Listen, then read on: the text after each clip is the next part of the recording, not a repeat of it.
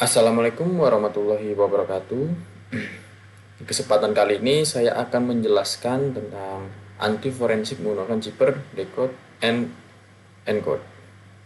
Nama saya adalah Emil Brandon Tegalung dengan NIM saya 2317222P. Untuk kali ini saya akan menjelaskan tentang anti forensik terlebih dahulu untuk definisinya. Dari definisi anti forensik merupakan suatu metode untuk membuat pelaku forensik investigator kesulitan dalam melaksanakan tugasnya, yang dimana kita mengunci atau banyak teknik lagi yang saya cari, yaitu ada 11. Tujuan prosedur anti forensik akan menyerang kehandalan bukti digital. Jika serangan ini berhasil, tentunya bukti digital akan dipertanyakan dan tidak berharga di pengadilan umum. Itu adalah salah satu tujuan, supaya data aman dan data tidak bisa dijadikan bukti untuk di pengadilan hukum. Kemudian ilmu anti forensik. Anti forensik adalah ilmu kontra investigasi, berarti anti forensik itu berhubungan dengan forensik. Namanya jelas anti gitu. Anti forensik lebih fokus pada bagaimana supaya investigasi terhambat, bahkan sedapat mungkin kalau mungkin menjadi tidak mungkin dilakukan. Berarti seperti cara pencegahan supaya tidak bisa dilakukannya forensik data. Seperti seperti di gambar ini gitu. Seperti menghancurkan data supaya tidak bisa dilakukannya forensik pada data tersebut. Legal dan sah, berarti anti forensik itu legal dan sah gitu. Ini adalah ilmu kontra investigasi, ilmu penghambat pelacakan jejak, ilmu menyembunyikan data rahasia. Anti forensik berfokus untuk mengatasi investigasi komputer forensik. Anti forensik merupakan bidang teknologi informasi yang legal dan dalam banyak hal justru membantu meningkatkan keamanan data, menjaga privasi, dan sebagainya. Tindakan semacam secure, delete, enskripsi, steganografi, dan sejenisnya adalah tindakan yang sah-sah saja dan justru membantu pengamanan data dan privasi Anda. Jadi dalam tindakan ataupun ilmu anti forensik itu tadi sebenarnya ada 11 gitu.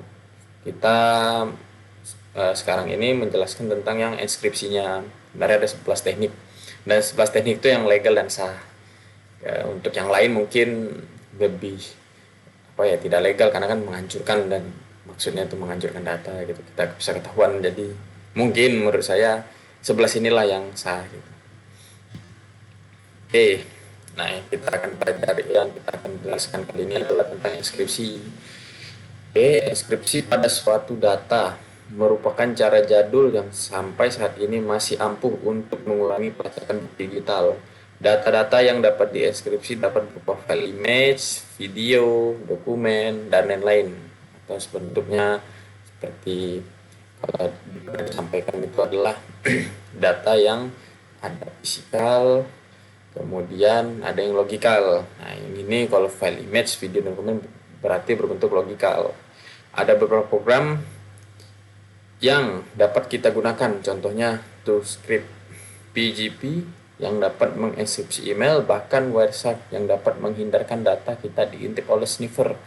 Sniffer itu berarti seperti ya mencari tahu lah kayak matematik. Kalau sniff kan artinya kan mengendus gitu pada saat mengakses jaringan gitu. Jangan kita sampai ketahuan, jadi terlihat seperti anonimus lah bahasanya gitu. Baik, kita lanjut. Best cheaper. Nah, ini adalah salah satu enskripsi, decode, and encode yang ada, yaitu Adbest cheaper. Adbest adalah metode sandi substitusi yang dilakukan dengan membalikkan urutan alfabet.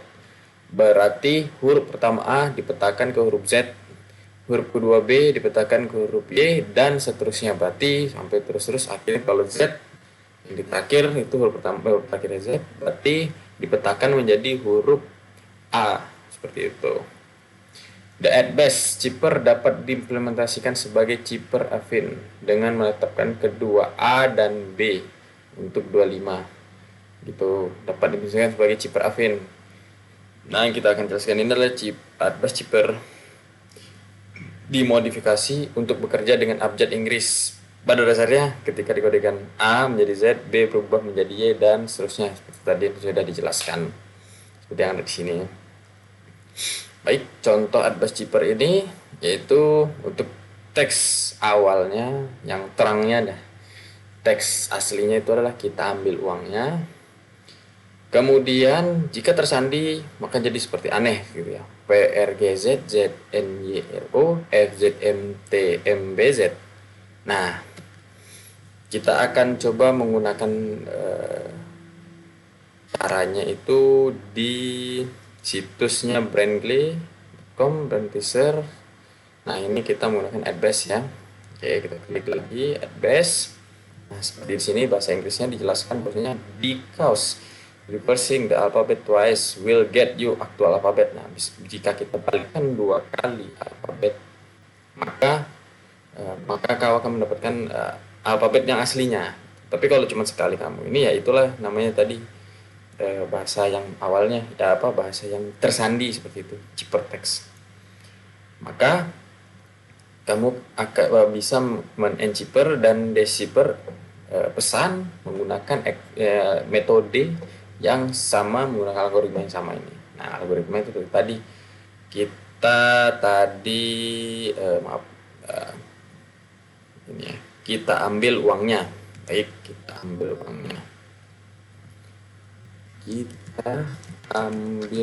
uangnya. Maka jika di-encipher,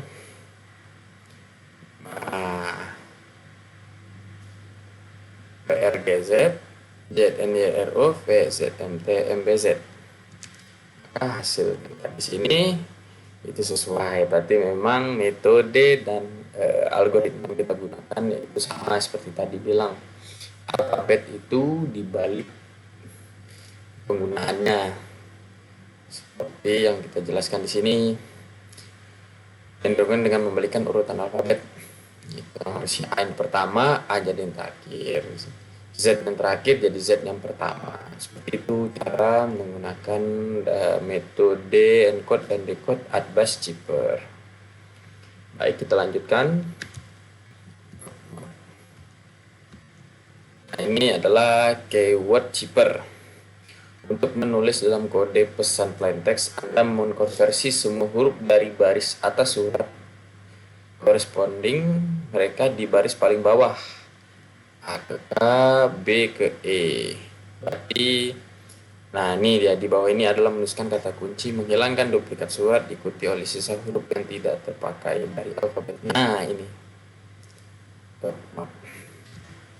jadi A, B, C, D, E, F, G ini adalah alfabet aslinya.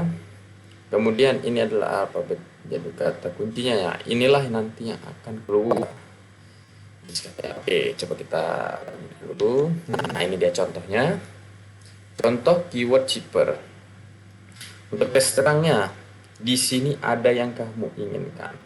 Maka kita tersandinya jadi WB, PB, IB, KWK, XKID, FKHS, BID, BIFKI. Maksudnya yaitu ini tadi. Ketika kamu teks terangnya di atas ini, maka teks yang tersandinya W. Kalau kita jadinya D, kan ini ke W. I itu menjadi ke B. S itu menjadi P. N itu menjadi I dulu, sorry. I itu berubah menjadi B ya. Nah, I ke B lagi. Oke, N itu ke I. Nah, ini itu mungkin agak susah ya. Jadi sesuai urutannya kan, nomor urut keberapa misalnya.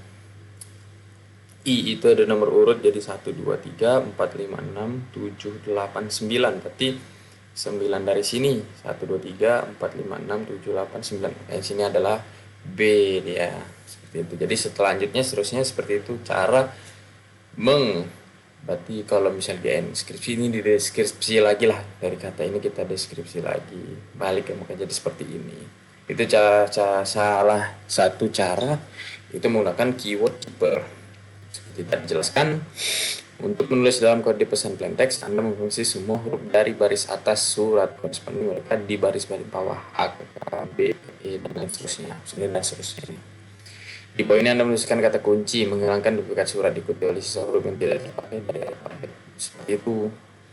Dan kita mau keyword bisa, mau pakai yang lain juga boleh. Tapi ini kan karena metodenya ada keyword keeper, menggunakan keyword itu. Oh ya, kita akan jelaskan juga, bisa kita kasih contoh yang lain gitu ya. Nah, ini ada keyword keeper. Di sini di script message ya. To create a substitution alphabet from keyboard, you first write down the alphabet. Nah, ini maksudnya. Below this, you write down the keyword omitting duplicate letter followed by the remaining unit letters of the alphabet. Nah, ini kan tadi yang kita benar ya. CDF keyword to end skipper parenthesis message. You can convert all letters from the top row to the corresponding letter on the bottom row.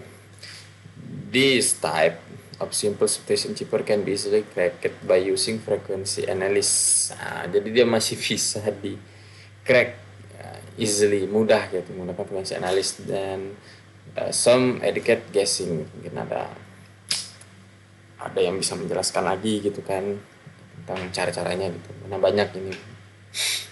Ini paling simple paling mudah dalam mengencode dan decode transkripsi ya, satu angka apa huruf alfabet. Baik, kita lanjut coba ya. Sorry. Nah, ini tadi di sini ada yang kamu inginkan. Tulis di sini ada yang kamu inginkan. Nah, coba kita enter. Maka akan hasilnya muncul W, B, P, B, I, B, K, W, K, X, K, I, D, F, K, H, S, B, I, D, B, I, F, K, I. Coba kita lihat, sama nggak? Nah, sama kan? Berarti emang inilah ibaratnya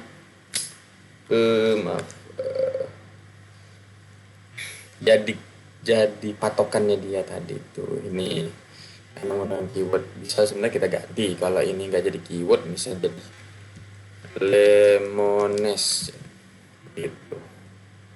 Akan berubah. Nah, pasti berubah karena huruf awalnya ini jadi NEES gitu, lebih banyak. Makanya hasilnya bisa berbeda. Maka dibilang adalah you convert all letters from the top row to their corresponding letter on the bottom row. Berarti bottom row baris bawahnya. Nah, seperti itu. Oke, lanjut. Lanjut. Contoh ini. Oke, lanjutnya adalah Polybius Square, atau yang dikenal juga dengan nama Polybius checkerboard, merupakan sebuah sandi atau kode yang digunakan untuk mengubah huruf menjadi angka. Sandi ini diberi nama sesuai dengan nama penemunya, yaitu Polybius. Jadi beliau ini lah menemukan metode encode dan decode-nya Polybius Square. Sandi digunakan untuk merahasiakan suatu pesan agar tidak diketahui oleh orang banyak. Hanya orang tertentu yang bisa mengetahui pesan tersebut. Ya, sandi digunakan untuk merahasiakan suatu pesan. Nah, jadi orang yang mengetahui sandi itu yang bisa membuka pesan itu gitu. Seperti kayak misalnya kita ya mengunci pesan lah gitu kan. Cuman ini dalam bentuk inskripsi gitu. Nah, ini dah dalam sandi Polybius Square ini kita menggunakan referensi tabel bawah ini. Jadi cara pembacaannya itu kita mulai dari kiri dulu, dari yang horizontal ya, vertikal. Misalnya A adalah 1 jadi 11. Misalnya langsung aja kita ke N. N itu adalah 3 itu M 32 berarti 32 ininya. Misalnya U berarti 45 gitu. Dalam tulisan kode Polybius Square, angka yang vertikal, angka-angka di sebelah kiri tabel yang ditulis terlebih dahulu diikuti dengan angka horizontal. Oh maaf, maksudnya ini vertikal, ini horizontal. Angka-angka di atas tabel. Jadi untuk menuliskan huruf B, penulisan benar ada 12, bukan 21. Nah, berarti kalau B dari sini dulu kan. Nah, maksudnya gitu. Baru ke atas gini. Seperti itu, dari kiri dulu baru ke atas. Bukan 21. Dari atas dulu baru ke kiri, bukan. Makanya angka 21 adalah kode huruf F. Nah, kenapa dari kiri ke atas? Itu F. Contoh lain untuk menuliskan huruf P, yaitu ini ya, gitu. Penulisan kode yang benar adalah 35, bukan 53. Angka 53 adalah kode untuk huruf X. P 53, kenapa nggak bisa gitu? Karena dimulai dari 35, maka kalau misalnya kamu salah cara membacanya, maka menjadi X. Kenapa bisa jadi X? Kamu membaca huruf yang sebenarnya tuh awalnya dari kiri dulu ke atas, kamu baca di atas kiri. Seperti itu, maka jadinya kalau kamu tulisnya adalah 53, kamu jadinya ini X. Padahal yang kita cari adalah P. Nah, ini dia contoh Polybius Zipper Ambri Drummer. Mungkin kita ini aja caranya. Ambri Drummer. Tersandi 11 ini 32 M 42 R 24 I. Drummer itu adalah 14, R-nya 42, U-nya 45, M-nya 32, M-nya lagi pasti benar 32. Nah, E-nya 15 dan R-nya 42. Jadi berbentuknya tersandinya angka, bukan berbentuk alfabet. Baik, kita coba ke. Nah, di sini ada mono alfabet untuk Polybius Square.